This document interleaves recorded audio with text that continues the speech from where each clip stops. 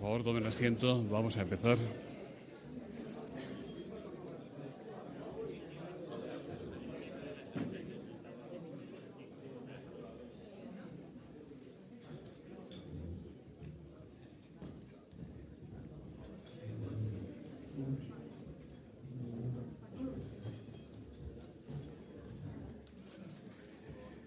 Excelentísimas e ilustrísimas autoridades, señoras y señores, como presidente de Nueva Economía Forum, tengo el honor de darles de nuevo la bienvenida al Foro de la Nueva Sociedad, en nuestro nombre y en el de las entidades que lo hacen posible, la Fundación ONCE y la Caja de Ahorros de Navarra, CAN. Hoy, fecha en la que se conmemora aquel fatal 11M y que, en contrapunto, celebramos el cumpleaños del Padre Ángel, presidente fundador de una organización muy meritoria, Mensajeros de la Paz. Pues hoy recibimos a Valentín Dueñas, presidente del Comité Español del Alto Comisionado de las Naciones Unidas para los Refugiados, ACNUR, el organismo encargado de proteger a los refugiados y desplazados por persecuciones o conflictos y promover soluciones duraderas a su situación mediante el reasentamiento voluntario en su país de origen o en el de acogida. Desde que fue designado hace menos de un año, Valentín se ha propuesto incrementar la presencia del ACNUR en la sociedad civil española y de esta forma sensibilizarla y movilizarla a favor de sus fines. Otro objetivo es el de aumentar la recaudación, aspecto en el que el Comité Español ha venido destacando a nivel mundial. En este sentido, Dueñas y sus compañeros comparten la preocupación de muchísimas ONGs españolas por el impacto negativo que pudiera tener la crisis económica sobre los donativos. Pero esa preocupación no va a frenar la ilusión de los voluntarios españoles del ACNUR implicados en la multitud de proyectos que en estos momentos está financiando el Comité Español en todo el mundo. En Sudán, en Kenia, en el Chad, en Ecuador. Valentín Dueñas es licenciado en Derecho por la Universidad de Zaragoza y desde el año 1993 pertenece al Cuerpo Superior de Administradores Civiles del Estado, donde ha ocupado distintos puestos de responsabilidad. Director del Gabinete del Secretario de Estado de Educación y Universidades, subdirector general de Asuntos de Justicia en la Unión Europea, asesor del Ministro de Justicia para temas internacionales. Valentín Dueñas también ha desarrollado su carrera en el sector privado, donde ha sido director de la Asesoría Jurídica Internacional de SACIR Valle Hermoso. En la actualidad es el consejero de Inmigración en la representación permanente de España ante la Unión Europea. Para el Foro de la Nueva Sociedad es un gran honor recibir hoy al presidente del Comité Español del ACNUR y compartir con él sus proyectos y su visión acerca del grave problema de los refugiados en el mundo. Querido amigo, la tribuna es tuya.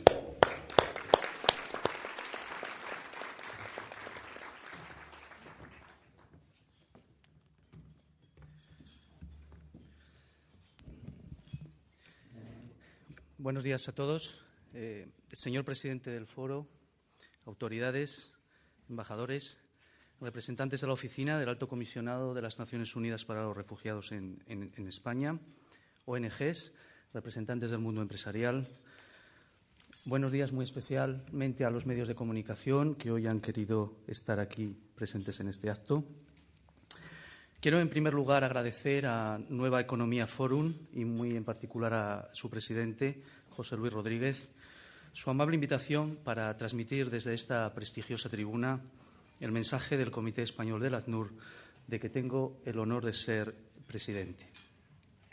Agradecer también muy especialmente a nuestro querido Juan Cruz, comprometido siempre con las causas solidarias, el que haya accedido a moderar el coloquio posterior a mi intervención. Permítanme que hoy, en este desayuno que vamos a compartir, no haya sorpresas.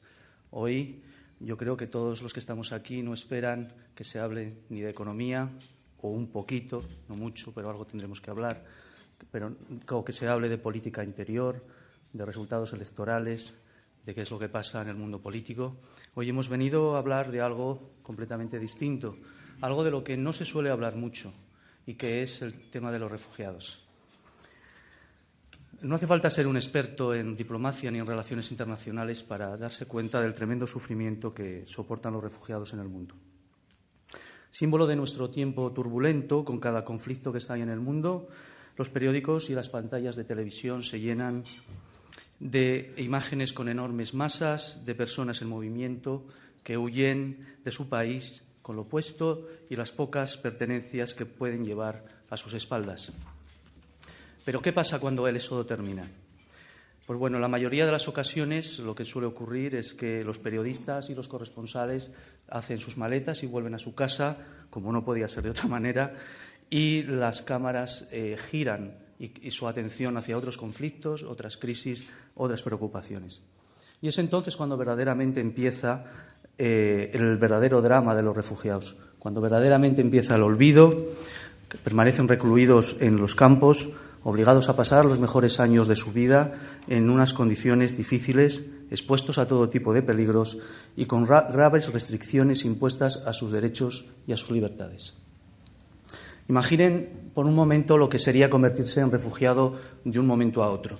Imaginen lo que sería que ahora, esta tarde, cuando volvieran ustedes a su casa, hubiera alguien que les dijera que tienen que coger lo poco que pueden meter en una mochila y salir huyendo, dejando sus hijos, dejando sus familias, dejando sus pertenencias y teniéndose que marchar a un país que no conocen, que les acoge en algunas ocasiones de forma no del todo adecuada, en un entorno en el que incluso la mayoría de las ocasiones no conocen la lengua.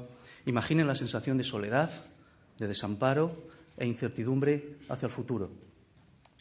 Lamentablemente, 2007 y 2008 han sido 2 años terribles en lo que a refugiados se refiere. La situación en países como la República Democrática del Congo, en Irak o en Somalia ha provocado un crecimiento exponencial del número de refugiados en el mundo. La estimación actual del número total de refugiados internacionales bajo el mandato del ACNUR, según lo indicado por el Alto Comisionado de Naciones Unidas en su última intervención ante la Asamblea General el pasado mes de enero, es de 11 millones de refugiados. 11 millones de refugiados a los que hay que añadir los 26 millones de desplazados internos que, aun siendo responsabilidad directa inicialmente de sus respectivos países, tienen que ser protegidos y ayudados finalmente por el ACNUR ante la pasividad o la incapacidad de sus propios gobiernos para garantizar una adecuada protección. A los refugiados y a los desplazados internos hay que sumar también los apátridas, el otro colectivo que está bajo la protección del ACNUR. En este momento, el ACNUR tiene identificados y bajo su protección a más de 3 millones de apátridas, la mayoría de ellos mujeres y niños. Si ustedes hacen la suma total de todas estas cifras, en este momento estamos hablando de aproximadamente unos 32 millones de personas que están bajo la protección directa y el amparo del ACNUR. 32 millones de personas a los que hay que dar cobijo, alimentación, escuelas, sanidad, y estamos hablando del 75% de la población española o de una población muy superior a la que tienen países como Canadá o Argentina. Y además, en su inmensa mayoría, en un 85% de esos 32 millones de personas, en un 85% son niños, mujeres y ancianos. Es un error muy extendido, especialmente en España, el pensar que el refugiado es un varón adulto, nada más lejos de la realidad.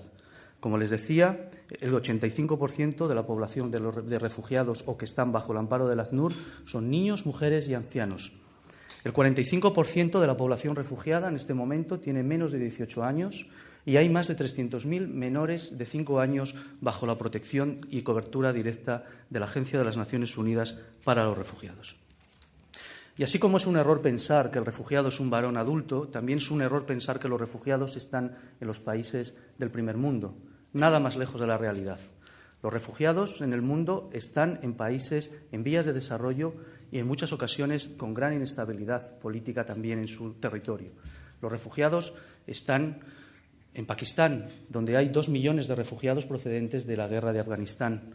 Están en Siria y en Jordania, donde hay 1,5 millones de refugiados procedentes de la guerra de Irak. Están en Kenia, donde hay 500.000 refugiados procedentes de las situaciones bélicas y de conflicto generadas en la zona del Cuerno de África, Somalia y Eritrea. ACNUR o UNHCR, como es conocida la Agencia de las Naciones Unidas para los Refugiados en el mundo no castellano hablante, es la agencia de las Naciones Unidas creada en los años 50 con el mandato de brindar, con una base humanitaria y apolítica, y a mí me gusta siempre poner el acento en el tema de lo de apolítico, para la protección internacional de los refugiados y los apátridas, buscando una solución permanente que mitigue las consecuencias del éxodo obligado. Señoras y señores, en mi exposición de hoy me gustaría analizar con ustedes 3 aspectos completamente distintos de la situación del refugio en el mundo. El primero, me gustaría hacer un análisis un poco de cuál es la situación actual de los grandes focos generadores de desplazados internos y de refugiados, analizar algunos aspectos que en este momento atraen la atención y la preocupación de las Naciones Unidas y de la Unión Europea también en lo que atañe al refugiado. Y, por último, y les tengo que reconocer que también muy importante para nosotros, pues tenemos mucho interés en explicarles quiénes somos, el Comité Español del ACNUR, y cuál es nuestra labor en este momento y a lo largo de nuestros años de existencia en España. Empezando por el principio, a mí me gusta siempre indicar que de los conflictos que en este momento hay en el mundo que generan refugiados, hay 2 tipos, los visibles y los invisibles. Los primeros, o conflictos CNN, son estos conflictos que de una forma inmediata y casi en menos de 24 horas atraen la atención de los medios de comunicación y la opinión pública los percibe de forma inmediata. Son conflictos que, por otro lado, enseguida también pasan a un segundo plano en el momento en que las agencias humanitarias empiezan a desplegarse en las zonas que están generando los desplazamientos.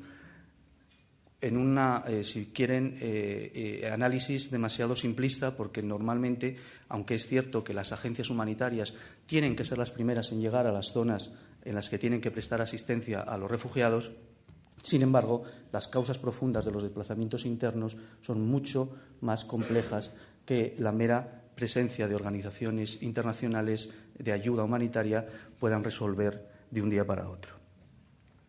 Estos conflictos que yo califico como visibles formarían en lo que es el mapa mundi un gran arco geoestratégico que iría desde la zona del sudeste asiático, cogería Sri Lanka, Pakistán, Afganistán, Irak, Irán, Oriente Medio, toda la zona del Cuerno de África, Somalia, Eritrea, la zona de los Grandes Lagos y Kenia.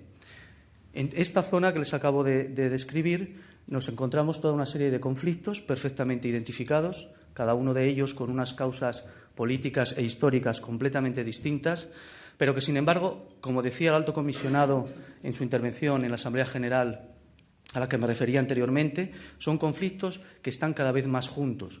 Al estar cada vez más juntos, interaccionan más frecuentemente entre ellos y generan una capacidad de generación de población en movimiento muy superior a la que inicialmente se podría pensar. De estos conflictos, pues bueno, podríamos analizar cualquiera de ellos. Yo simplemente, pues he querido elegir 2. El primero de ellos es el conflicto que hay en estos momentos y que ustedes conocen bien en la República Democrática del Congo, donde, como ustedes saben, ha habido una gran crisis humanitaria en la región de Kivu Norte, que ha provocado en los últimos meses, desde enero acá, se han provocado más de 160.000 desplazados y donde la situación, desde el punto de vista humanitario, es francamente preocupante. El propio comisionado de las Naciones Unidas señalaba en una intervención reciente que en 6 meses de guerra en la República Democrática del Congo se producen más muertes que la que produjo el tsunami del año 2004 en la zona del Océano Índico. Pero, sin embargo, la situación en el Congo es, como les decía, mucho más compleja que lo que está pasando en Kivu Norte. Precisamente en la zona del sur y en la zona este del país, la situación desde el punto de vista humanitario es francamente complicada. Y querría también dedicar un minuto de reflexión al conflicto de Gaza, donde, como ustedes saben, no actúa directamente el ACNUR, sino su agencia hermana, la UNRWA, la Agencia de las Naciones Unidas para los Refugiados Palestinos. Me gustaría recordar ante ustedes esta crisis política y humanitaria por la que está atravesando esta zona, donde las propias instalaciones de Naciones Unidas fueron bombardeadas y donde la población civil no pudo ni siquiera huir a otros lugares buscando seguridad. Desde aquí quiero expresar la más firme solidaridad del Comité Español del ACNUR con la UNRWA y recordar el llamamiento hecho por el Alto Comisionado, señor Guterres, para que en Gaza se produzca una estricta adhesión a los principios humanitarios, incluido el respeto por el derecho universal a solicitar y obtener asilo. Pero, como les decía, junto a estos conflictos visibles e interrelacionados de los que yo les estaba hablando, hay también toda una serie de conflictos invisibles, ocultos, que se multiplican y profundizan a lo largo del planeta. Estos conflictos, contrariamente a las situaciones que les acabo de exponer, carecen generalmente de la atención internacional y su impacto local o regional hace que no sean percibidos como amenazas para la seguridad mundial. La República Centroafricana es un ejemplo típico. Pocos son conscientes de que 100.000 personas se han visto obligadas a huir al Chad y a Camerún y que más de 200.000 de sus ciudadanos son desplazados internos que viven en condiciones lamentables. Precisamente en el ámbito de la protección a los desplazados, querría señalar que desde el Comité Español del ACNUR se financian varios proyectos en Colombia, que es otro de los países donde el número de desplazados es mayor. En este momento hay censados y reconocidos por las autoridades colombianas más de 3 millones de desplazados, que crecen a un ritmo anual de 200.000 personas. Además, en un entorno muy complejo, porque están situados estos desplazados en zonas fronterizas con Ecuador, de difícil acceso, y además en una extensión considerable, ya que hay más de 174 municipios en la zona fronteriza con Ecuador donde están situados los desplazados. Señoras y señores, así como los patrones de los conflictos son cada vez más complejos, también lo son las formas contemporáneas de desplazamiento. En los últimos tiempos, a los desplazamientos forzosos vinculados tradicionalmente a conflictos armados, que eran los que estábamos más acostumbrados a conocer y a manejar, se han unido los desplazamientos vinculados a otros fenómenos como el cambio climático, los desastres naturales, la pobreza extrema o el mal gobierno. Si a todo esto añadimos el impacto final del actual colapso financiero, la recesión económica y las recientes crisis de alimentos y energía que ya venían sufriendo los países del tercer mundo durante los últimos años directamente, aunque a nosotros ahora estemos muy centrados en los problemas de la recesión económica. Pero esta crisis alimentaria y de energía provocada por la carestía de los alimentos y de la energía y del petróleo ya la venían padeciendo los países del tercer mundo. Si tenemos en cuenta todo este cóctel de elementos de los que estamos hablando, parece inevitable que cada vez más personas se van a ver obligadas a estar en movimiento y desplazadas. En este contexto, la comunidad internacional debe hacer frente a una serie de retos que en este momento están sobre la agenda en el tema de los refugiados.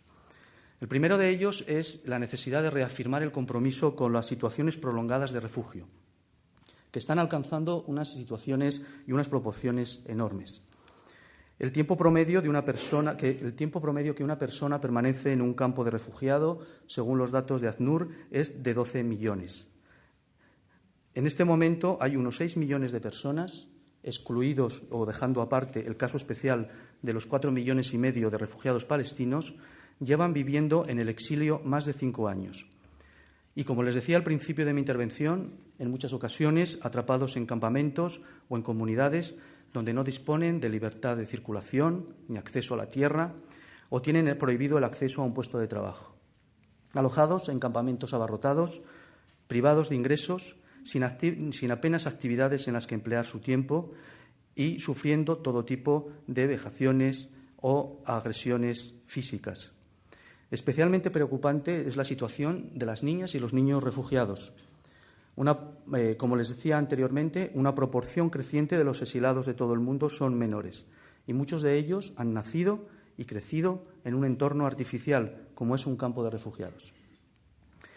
Si bien de un día para otro es cierto que no se puede resolver la situación de refugio prolongado, las naciones más ricas o mejor situadas en este momento en el mundo y más prósperas deberían de ir sensibilizándose para considerar que la ayuda al refugiado no pasa solamente por incrementar la contribución económica, que es fundamental, como les decía, y tendremos ocasión de ver más adelante, sino por aceptar que el reasentamiento de una parte de los refugiados en el territorio de estos países del primer mundo debe de ser un elemento de la agenda política, especialmente de aquellos refugiados cuya seguridad y bienestar se encuentran en el mayor riesgo.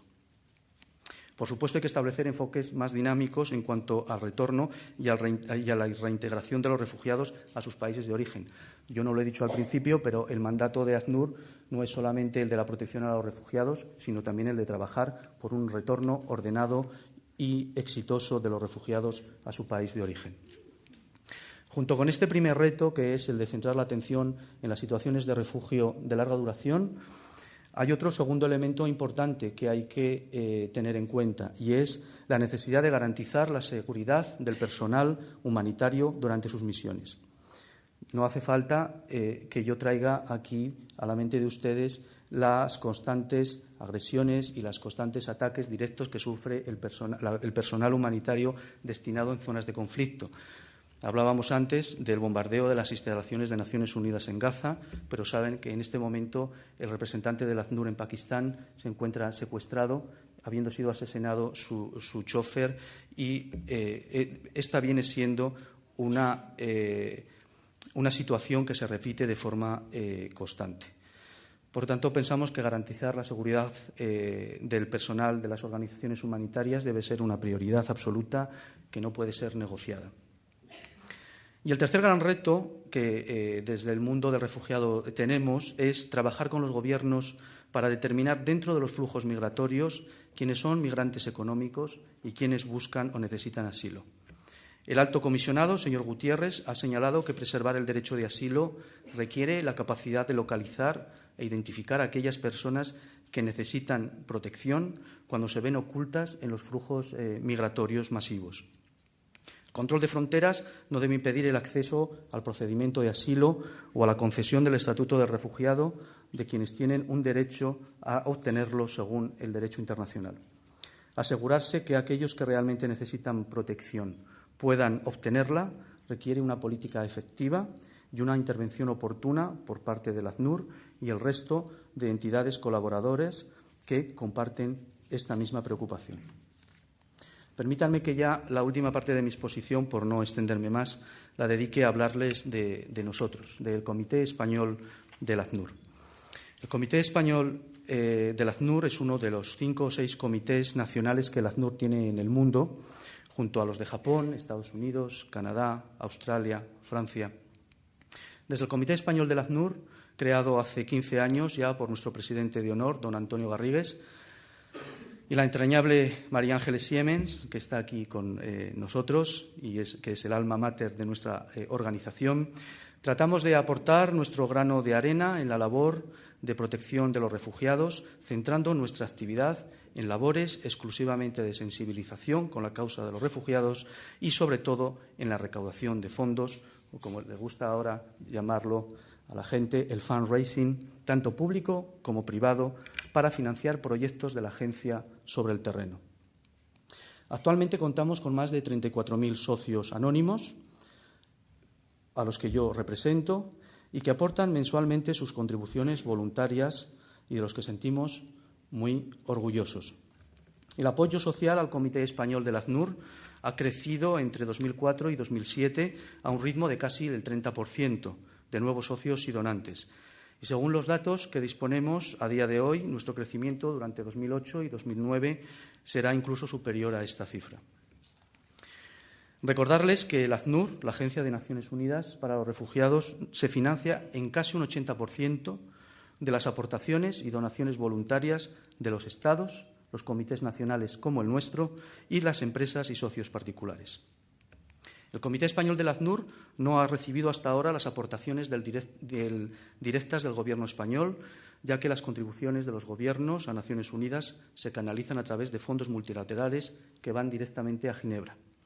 Por el contrario, nuestros ingresos proceden de fuentes de origen privado, en su mayoría, así como del resto de las administraciones públicas no estatales, comunidades autónomas o ayuntamientos, o la Comunidad de Madrid o el Ayuntamiento de Madrid, con los que mantenemos una vía de cooperación y colaboración muy importante. Instituciones públicas y privadas, empresas y particulares apoyan la labor de nuestro comité. Una labor que se ha visto reforzada por nuestro colaborador especial, Jesús Vázquez, que trabajó con nosotros más de 2 años. A él y a todo nuestro equipo humano de más de 100 personas y a los socios quiero transmitirles mi agradecimiento por su compromiso con la causa de los refugiados. Como organización humanitaria hemos sido sensibles a los extensos análisis y valoraciones que en los últimos años se han orientado a insistir en la necesidad de una transparencia absoluta e inequívoca en la gestión y a la transparencia de las cuentas de las organizaciones sociales y de acción humanitaria. Transparencia que, si cabe, debe de ser aún mayor cuando se trata de organizaciones que deben de rendir cuentas a altas instituciones internacionales, como es el caso del Comité Español del ACNUR, donde desarrollamos nuestra labor a favor de los refugiados adscritos a las siglas del Alto Comisionado. En España con ACNUR estamos dedicando un gran esfuerzo para asegurar a nuestros socios y donantes la trazabilidad de sus aportaciones, es decir, que se conozca claramente dónde van a parar cada una de sus contribuciones y se visibilice qué proyectos concretos dependen directamente de cada aportación voluntaria. Por eso nos gusta, desde nuestro comité, financiar y apoyar proyectos de impacto rápido, como construcción de escuelas, pozos de agua potable, dispensarios médicos. La capacidad de nuestro comité de asegurar que los fondos recaudados se dedican solo y exclusivamente a la protección y a la asistencia a los refugiados depende de nuestra habilidad para sostener y promover estándares muy altos de conducta ética y profesional entre nuestro personal. Para ello, a lo largo de estos años, hemos contado con la valiosa colaboración y apoyo de la Oficina del Alto Comisionado en España y de todo su personal, con los que trabajamos codo con codo cada día. Los proyectos de ACNUR que cofinancia el Comité Español son auditados por los técnicos de la Oficina de Servicios Internos y Supervisión de las Naciones Unidas y son sometidos a una auditoría externa todos los años. En este momento, y de ahí nuestra participación y la importancia que para nosotros tiene estar hoy aquí en el foro de la nueva sociedad, el Comité Español del ACNUR quiere incrementar su presencia en la sociedad civil española. Una tarea ardua en un entorno donde son muchas las asociaciones y organizaciones de ayuda a colectivos vulnerables. Esto nos está obligando a trabajar con un grado de profesionalización cada día mayor que nos permita ser competitivos sin perder en ningún momento de vista nuestra razón de ser como organización humanitaria. El reto está ahí y nuestra misión es hacer que nuestro trabajo se asocie a calidad, responsabilidad y compromiso. Un trabajo en el que también nos gustaría ir de la mano de empresas y corporaciones. Como les decía, nuestros fondos y nuestros ingresos proceden mayoritariamente de personas físicas, socios personas físicas. Sin embargo, nuestro trabajo con las corporaciones y empresas en este momento prácticamente es inexistente. Y queremos ir de la mano de empresas y corporaciones sensibilizadas con una realidad, la de los refugiados, que pueden ayudar a mejorar en el marco de sus estrategias de responsabilidad social corporativa, con la garantía que supone trabajar bajo las siglas de Naciones Unidas. A las grandes empresas, muchas de ellas o algunas de ellas representadas hoy aquí, quiero hacerles un llamamiento especial para que nos dejen acercarnos a ellos y trabajar por los que no tienen nada, por los pobres de los pobres, por los refugiados. Tenemos además la seguridad de que la colaboración con empresas y entidades del sector privado puede contribuir sustancialmente a la creación de sociedades estables, prósperas y pacíficas en muchos de estos países de los que hoy les he estado hablando. El Comité Español de ACNUR puede aportar credibilidad a la responsabilidad social corporativa de las empresas, capacidad de ejecución de los proyectos con alta cualificación, efectividad y tangibilidad. Señoras y señores, permítanme que ya no les entretenga más y que simplemente concluya con dos reflexiones. En un mundo globalizado y complejo, como el que hemos visto esta mañana, en el que es necesaria una mayor comprensión de los factores que provocan los desplazamientos, el elemento más importante de nuestra responsabilidad de proteger a los más vulnerables, ya sea por uno u otro motivo, es la prevención. Prevención que requiere, para ser eficaz, un cuidadoso equilibrio, coordinación y combinación de medidas en el ámbito de la política, la diplomacia, la ayuda al desarrollo, la ayuda humanitaria, el desarrollo sostenible y la protección al medio ambiente. Este año, el tema para el Día Mundial del Refugiado, que como saben se celebra anualmente el día 20 de junio, será gente real, necesidades reales. Desde España debemos y podemos seguir apoyando la labor de Naciones Unidas en el mundo para hacer frente a esas necesidades reales. Si hay un rasgo común que caracteriza a estos 32 millones de refugiados, a quienes la Agencia para los Refugiados de las Naciones Unidas protege directa o indirectamente, es el hecho de que, a pesar de perderlo todo, nunca abandonan la esperanza. Ellos son un símbolo de valentía y de perseverancia y de voluntad para construirse una vida digna. Si ellos lo hacen, nosotros, que tenemos la suerte de que España esté colocada en el mapa donde está, tenemos una obligación moral con ellos que debemos seguir asumiendo. Muchas gracias.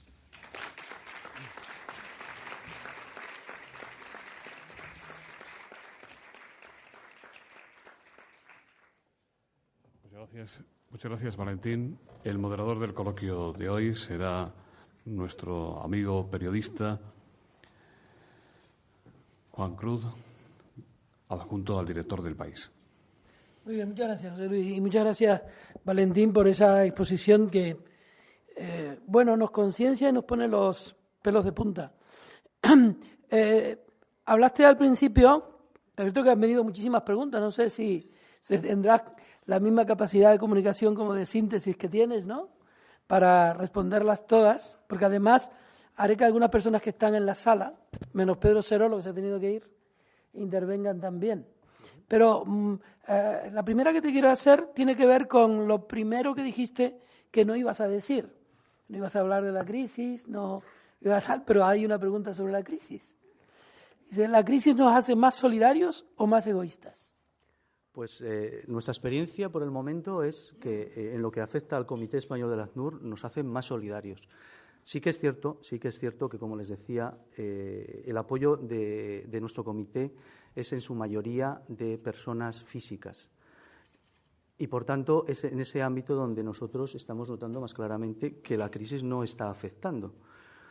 En el otro ámbito, que probablemente se vea más afectado por la crisis, que es el mundo empresarial, les decía anteriormente también en mi exposición que el trabajo que hasta este momento ha realizado el Comité Español es muy limitado, con lo cual la reducción presupuestaria que el mundo empresarial puede hacer de la RSC ante una época de crisis, que indudablemente será una de las partidas que más se vea recortada, en este momento a nosotros no nos está afectando.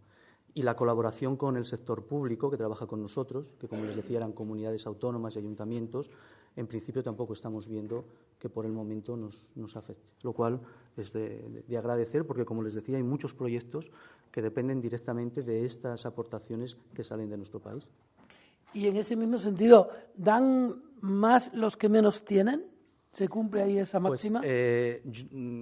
No podemos generalizar, pero cuando nosotros hemos intentado analizar cuál era el perfil del donante y del socio del Comité Español del ACNUR, nos hemos dado cuenta que sí, que efectivamente es gente de un nivel medio, como es la mayoría de la gente de este país, ¿no? Y además, como yo le suelo decir a nuestro director de marketing, que no lo veo ahora, normalmente el socio del Comité Español del ACNUR sería socio, hiciéramos o no hiciéramos ningún tipo de campaña, porque suele ser gente muy sensibilizada con la causa del refugiado y, por tanto, suele ser gente que no espera a que le llegue un captador en la calle Preciados o en la calle Carmen, sino que ellos voluntariamente se accede a nuestra organización de forma voluntaria. Bueno, antes me extrañó que dijera José Luis que cumplía años el padre Ángel y nadie le dio un aplauso ni nada, ¿no? Vamos ahora mismo. 72 años y una pregunta. No sé si sí. Yo creo que más que una pregunta es una afirmación y pedirle a la ONG, a la institución, a la asociación. Yo hace menos de 5 días que acabo de llegar de Gaza y lo que has dicho no solamente es cierto, es que es real y que quizás ustedes con esa autoridad o prestigio que tienen que seguir afirmando y diciendo lo que es cierto, que allí se ha bombardeado, que allí los niños han muerto y que todavía, por lo menos hasta hace 5 días, no se ha hecho absolutamente nada.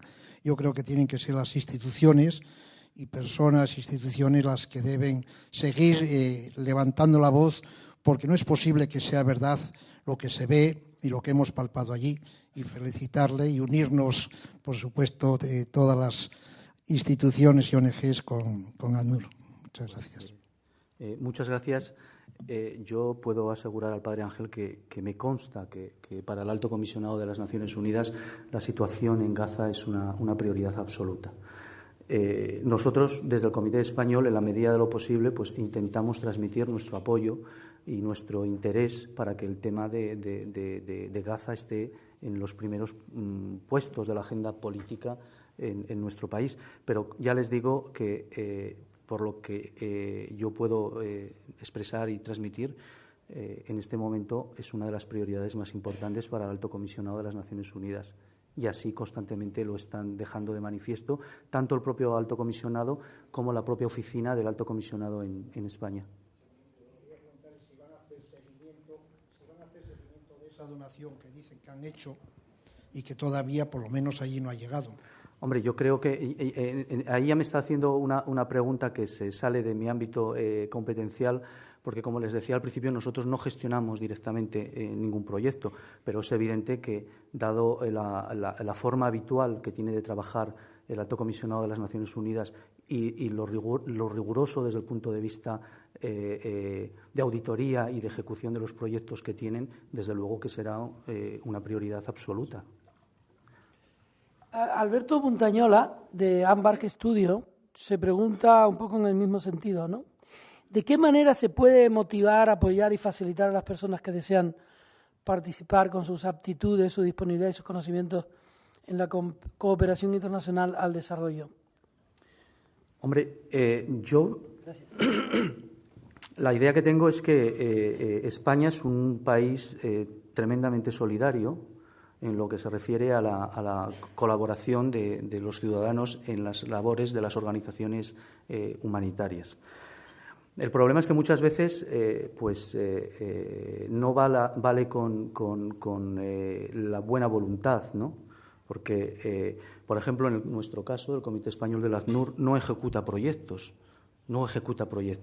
Con lo cual, cuando una persona se acerca a nuestro comité diciendo que quiere colaborar, pues por mucho que nos duela, muchas veces le tenemos que decir sí, pero es que la colaboración pasa inexorablemente por la colaboración económica, porque en España no hay refugiados. En España anualmente hay reconocidos, no llegan ni a 200 refugiados. El gran problema del refugiado está en el tercer mundo, como les decía en mi exposición. Aquí, además, tenemos la suerte de contar con unas administraciones públicas sensibilizadas con el tema del asilo y con organizaciones no gubernamentales como CEAR o CEM que desarrollan una labor muy encomiable. Cuando alguien se acerca a una organización como la nuestra, pues indudablemente lo que hay que buscar, y hay que ser cada día más imaginativos para permitir a la gente que de buena voluntad se acerca para canalizar esa ayuda, ¿no? Porque siempre se puede hacer algo de una u otra manera. Pero fíjate que tú dices que en España no hay ese problema y, sin embargo, hay al menos 1, 2, 3, 4, 5 preguntas sobre el mismo asunto, más o menos, que es cómo España da asilo, qué aspectos, a tu juicio, deberían cambiar el proyecto de ley de derecho de asilo, que la hace Mario García de Servimedia. Marina Segura de EFE dice qué aspectos pueden ser mejorados en el actual proyecto de ley de asilo del Gobierno. Luisa Sebal, de la Asociación de Derechos Humanos, Se pregunta a qué causas atribuyes la tan reducida concesión de expedientes de asilo y refugio en España. Dice, no pido que lo critiques, sino por qué sucede a tu juicio. Y María Martín, de Europa Press, su opinión sobre el proyecto de reforma de la Ley de Extranjería que multará a quien acoja a un inmigrante. Situación de los menores inmigrantes en España. ¿Reciben suficiente ayuda? ¿Por qué el Gobierno da cada año menos asilos? Apenas nadie los consigue. ¿Qué países son de donde parten hacia España más peticiones de refugio? O sea que hay una inquietud evidente, ¿no? Muchas cosas. Bueno, respecto al proyecto que en este momento se está tramitando en el Congreso y en el Senado sobre la ley de asilo, decir que básicamente es un proyecto de ley que lo que está haciendo es proceder a la transposición de la normativa comunitaria en la materia. Donde, saben, hay toda una serie de directivas y reglamentos que fijan unos límites mínimos a partir de los cuales las legislaciones nacionales tienen que desarrollar su normativa interna. Con lo cual, en principio, no debería de haber mucho margen de apreciación respecto al proyecto de ley que se está tramitando. Yo solamente quiero ver la parte positiva y, indudablemente, para mí, de lejos, pero ya estoy hablando a título personal, como Valentín Dueñas, ni siquiera como presidente del Comité Español del ACNUR, para mí, como persona sensibilizada con el mundo del refugio, el hecho de que, por lo menos en este momento, no sabemos lo que pasará cuando acabe el trámite parlamentario, pero el hecho de que aparezca una disposición adicional o transitoria donde por primera vez España va a reconocer una cuota de reasentamiento, para mí, desde luego, solamente eso valdría ya la reforma normativa. Eso nos va a colocar. Yo no lo he querido decir antes, pero el Comité Español del ACNUR somos el comité nacional que más fondos recauda a nivel mundial como comité nacional. Pero siempre, cuando uno intenta ver dónde está España en su conjunto, en la aportación global que hace tanto el Gobierno como toda la que se canaliza a través de nuestra organización, siempre al final nunca aparecía España en ese cuadro de honor, ¿no?, que era el de los países que anualmente tienen comprometido una tasa de reasentamiento obligatorio. Y para mí el que con este proyecto de ley esto pudiera salir adelante, aunque solo fuera testimonial y fuera para reasentar 100 personas, 200 personas, 300 personas de estas que se encuentran en situaciones más difíciles, para mí merecería la pena. ¿En por qué hay el número de exilados en España es tan bajo? Bueno, pues básicamente porque España, por la razón que sea, no es percibida como un país. Primero porque la mayoría de los refugiados no están en zonas geográficas que les permita acceder al territorio español fácilmente. Es decir, la gente que estamos hablando de gente que no puede ni comer, con lo cual mucho menos puede emprender un viaje de miles de kilómetros para llegar a un país y pedir asilo. Normalmente piden asilo en el territorio que tienen más próximo. Dicho eso, básicamente me imagino porque hay otros países también dentro de la Unión Europea que tienen una tradición de asilo mucho más consolidada que España y, por tanto, a la hora de plantearse el viajar a la Unión Europea a pedir asilo, pues en este momento las cifras estadísticamente nos dicen que los países que más peticiones de asilo y más tasa de reconocimiento de la condición de refugiado tienen en la Unión Europea es Alemania, Francia, Suecia, por ejemplo. Por eso les digo que yo creo que, en definitiva, no creo que haya en el procedimiento de asilo, además en España, intervienen no solamente la Agencia de las Naciones Unidas a través de su oficina aquí en Madrid, sino toda una serie de organizaciones no gubernamentales que garantizan que, efectivamente, quien tiene derecho y cumple las condiciones, pues accede al estatuto de asilado. En cuanto a la situación de los menores, pues sí, los menores inmigrantes y sobre todo los menores no acompañados, o los famosos MENAs, como hablamos nosotros, pues es un problema tremendo en España. En España y en Italia, que son probablemente los dos países que mayor número de menores no acompañados reciban. Y que es un tema que, desde luego, debe de ser tratado con un enfoque completamente distinto, y que, desde luego, requiere una aproximación a nivel de la Unión Europea, porque, desde luego, es un tema profundamente complicado el que se hace con un menor, que además no es peticionario de asilo en el caso de España. Estamos hablando de menores no acompañados que llegan sencillamente en una patera a Canarias y que automáticamente tienen que hacerse cargo de ellos las administraciones pertinentes, normalmente las administraciones autonómicas. Es un tema que preocupa, pero que, insisto, no es un tema que atañe directamente al Comité Español del ACNUR. Y había otra pregunta que decía que de dónde procedían las peticiones de asilo en España. Según la estadística del Ministerio del Interior, las nacionalidades, el perfil del peticionario de asilo en España es el de un hombre varón entre 25 y 35 años con estudios secundarios y que pide asilo normalmente o en el aeropuerto de Barajas, donde se reciben más del 50% de las peticiones, en Las Palmas, en Ceuta y en Melilla, y ya a mucha más distancia, Barcelona y otros puestos de entrada en el espacio Schengen. Numéricamente, en España, el mayor número de peticionarios de asilo han sido en el año 2007, que es a lo que yo me estoy refiriendo, han sido de nacionalidad colombiana, con mucha diferencia, casi. No tengo el dato aquí en la cabeza, pero entre 2.000 y 3.000, de un total de 7.000 peticiones cursadas por los servicios del Ministerio del Interior y seguidos a mucha distancia de iraquíes y nigerianos.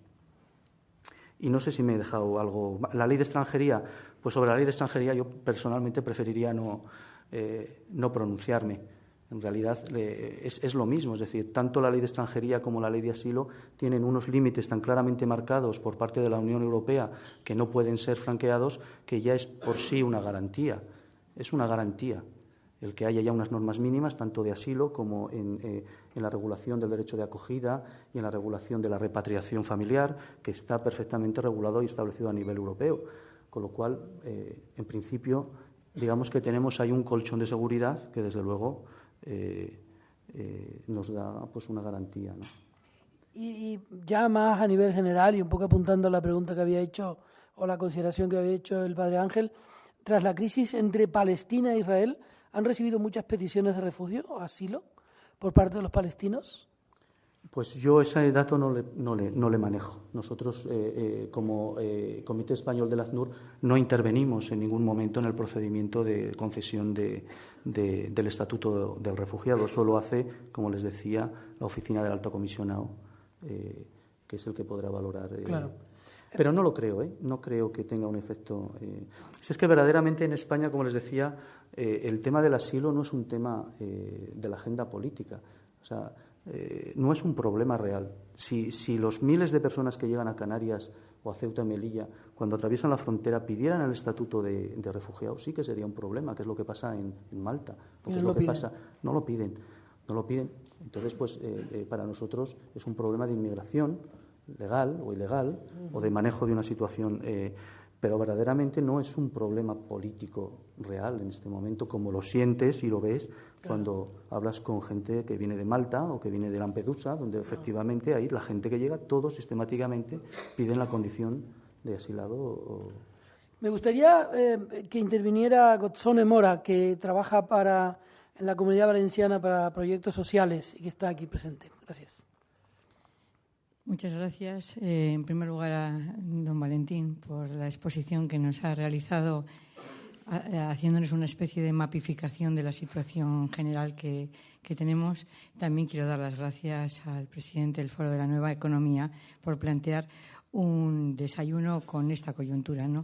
Una coyuntura donde yo no soy capaz de dicotomizar por un lado lo económico, por otro lo social y por otro lo político. Creo que vivimos en un momento, además, donde eso es menos posible que nunca.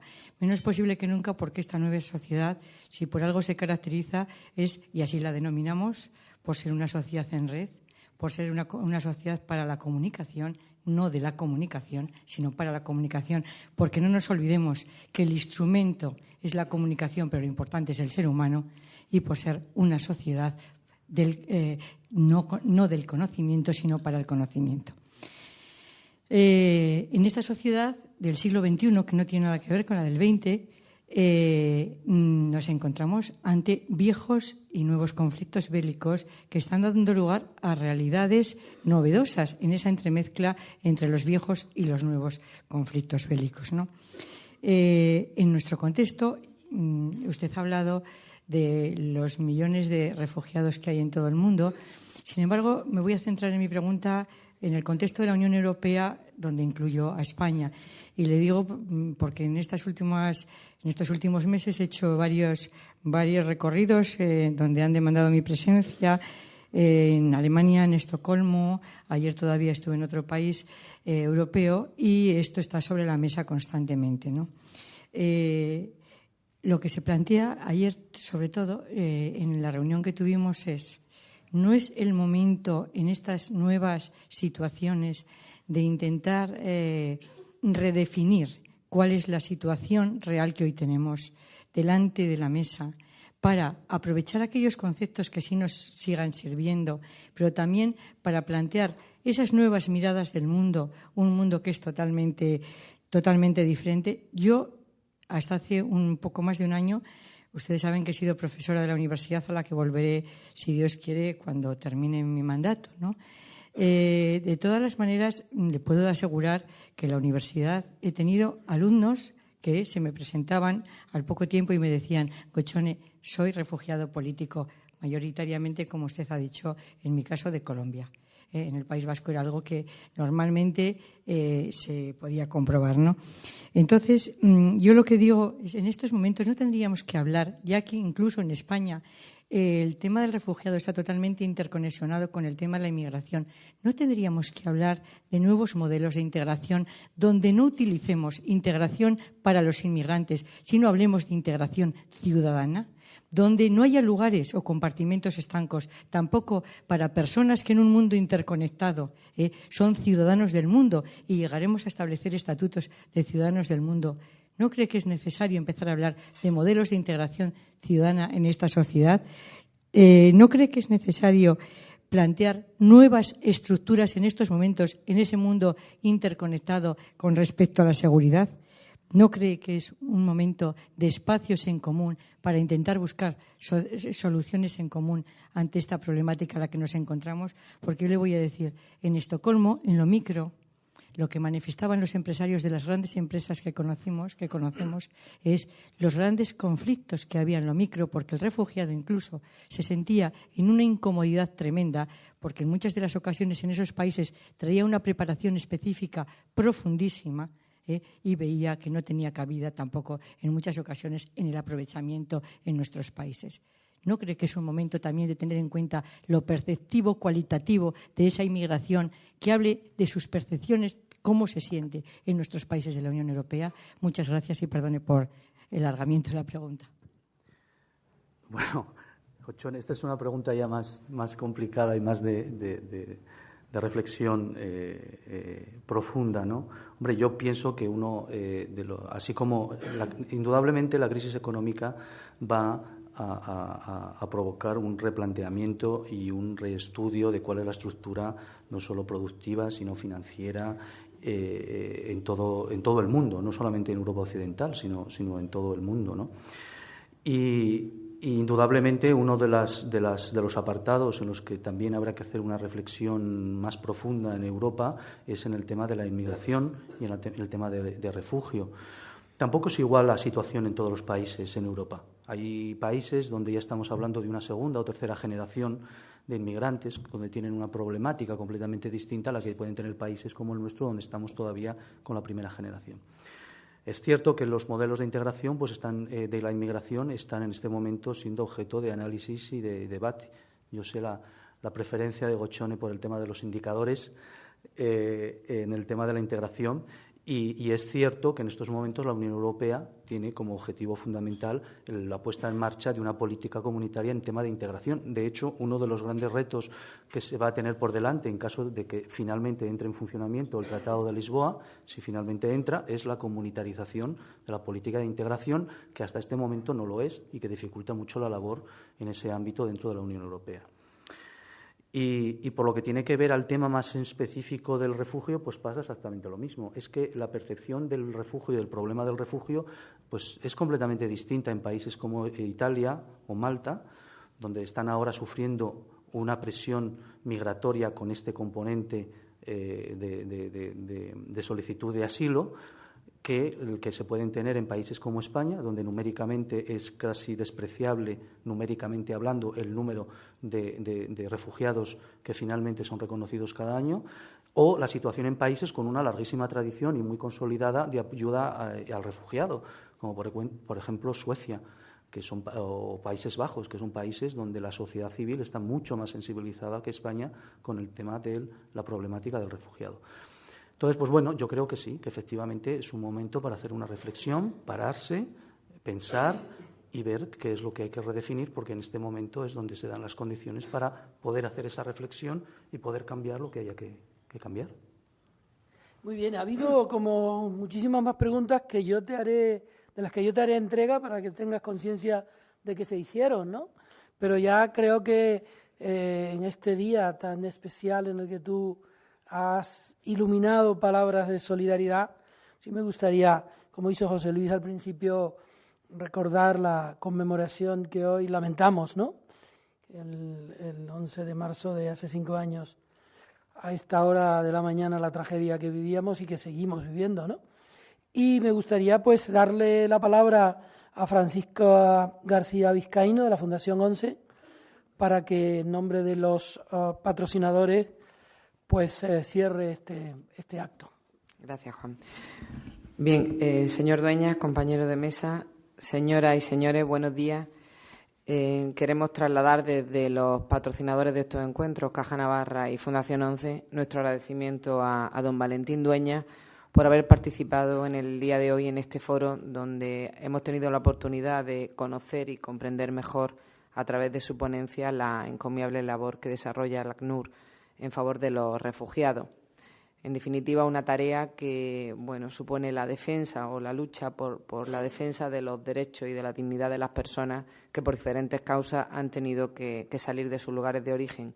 Una lucha de derechos que en parte tiene algo que ver con la lucha de la Fundación 11, que lleva 20 años también intentando ayudar para el reconocimiento y el disfrute en su plenitud de los derechos de las personas con discapacidad, que han tenido muchas dificultades y todavía hoy siguen teniendo en algunos sitios para poder disfrutar de los derechos con normalidad.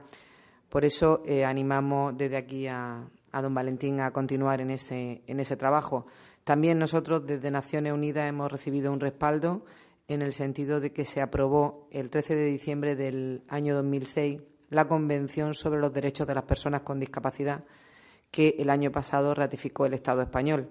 Todavía quedan muchos estados por ratificar, pero podemos decir que ya son 50 los que han suscrito esta convención. Por tanto, creemos que hay que continuar en ese camino.